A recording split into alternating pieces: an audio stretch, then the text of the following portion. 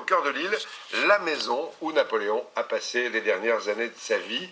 Au bout du monde, c'est un minuscule territoire français. C'est la première fois qu'une équipe de TF1 nous montre ce lieu chargé d'histoire avec bien sûr Michel Izard et Bertrand Lachat. Bonjour. Ça va? Oui, ça va. Alors si je comprends bien, nous sommes en France ici. Eh ben oui, là, vous êtes en France. Revenu en France. Un petit territoire, mais français. Michel d'Ancoine Martineau est consul honoraire, directeur depuis 1987 des domaines nationaux de Sainte-Hélène et de la maison de Napoléon. Son but est de retrouver le décor et l'atmosphère de l'époque. L'empereur est arrivé en 1815, il a passé 5 ans et demi ici, à Longwood, entouré de quelques généraux et de serviteurs, une trentaine de personnes au total, petite cour d'un tout petit palais. Voici la pièce où il est mort d'un cancer à l'estomac sur un simple lit de camp le 5 mai 1821, à l'âge de 51 ans. Les tableaux exposés montrent ce moment d'histoire. Tout a été restitué. Le papier peint a été fait de la même façon qu'on faisait du papier peint par une entreprise française qui est basée à Tours. On a pu redonner à la pièce son apparence 1821. À Longwood, Napoléon passait beaucoup de temps à dicter ses mémoires au comte Lascaz ou au général Gourgaud. Il dictait, rappelant ses succès, regrettant des erreurs, oubliant ses fautes. Il dictait en songeant à la postérité et à sa place dans l'histoire. Aujourd'hui, c'est le murmure de sa présence que des visiteurs comme Pascal viennent chercher entre ces murs. C'est ce trou dans les volets qui permettait à Napoléon de regarder avec sa lunette ses geôliers sans être vu. Et ça, c'est très symbolique de l'exil à Sainte-Hélène. Pratiquement personne ne voyait Napoléon, alors que lui observait depuis Longwood les soldats anglais autour. La maison de l'empereur reste la principale attraction de Sainte-Hélène. Le bateau amène toujours quelques touristes, comme Monsieur Dofton que nous avions rencontré et qui continue son travail de mémoire à la recherche des traces d'un de ses ancêtres. Je me demande si mon arrière-arrière-grand-père est venu ici et s'il a pu voir Napoléon dans cette maison.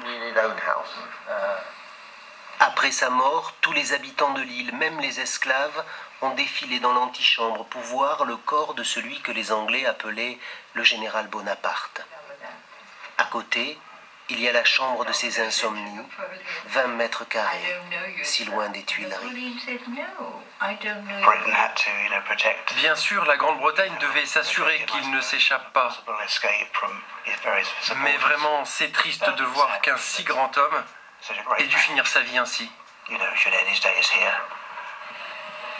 La maison reçoit 6000 visiteurs par an, dont 25 Français.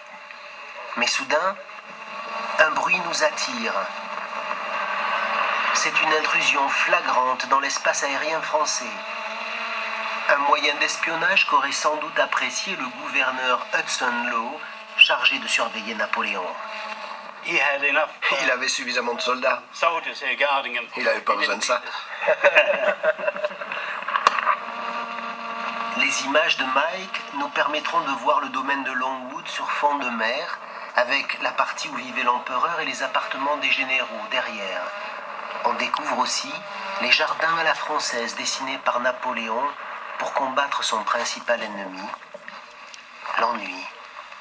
Les jardiniers du domaine continuent à s'en occuper et Georgie a un petit protégé, vestige de l'exil. Regardez, planté par l'empereur. Un vénérable chêne vert qui a presque 2 siècles. Pour nous, le tableau est idyllique. C'est la fin de l'été austral, la plus belle saison. Napoléon, lui, maudissait le climat insalubre sur le plateau de Longwood. Il fait trop chaud, trop beau aujourd'hui. D'habitude, c'est gris, sombre, humide. Il y a beaucoup de brouillard, beaucoup de brume. Les domaines nationaux, qui dépendent du ministère des Affaires étrangères, emploient 7 personnes à Sainte-Hélène. Un budget de 130 000 € par an pour entretenir 14 hectares.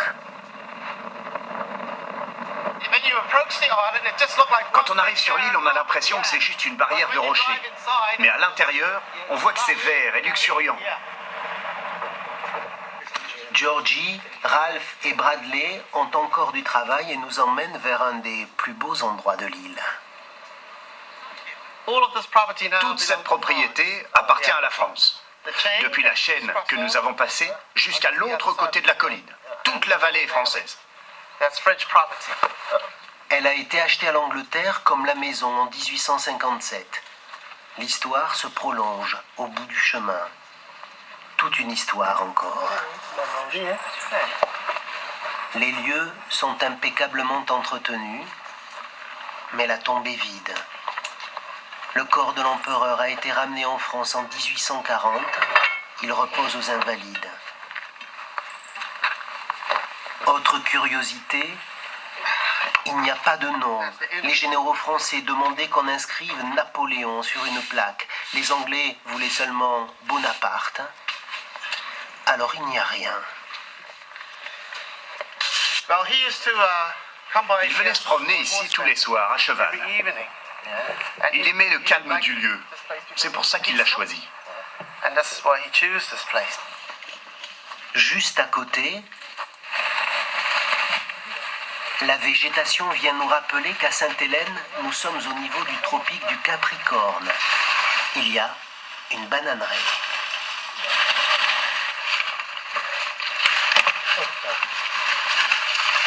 Ouais. Les bananes du jardin de la tombe de l'empereur. C'est quelque chose, hein?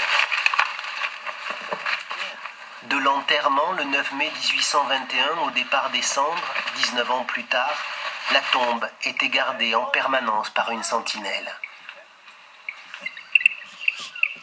Pendant les quelques 2000 jours de sa captivité, tous les soirs, à la nuit tombée, Napoléon voyait s'approcher les soldats anglais à 15 mètres de la maison pour l'encercler jusqu'à l'aube. Loin du soleil d'Austerlitz, dans la longue nuit de Longwood.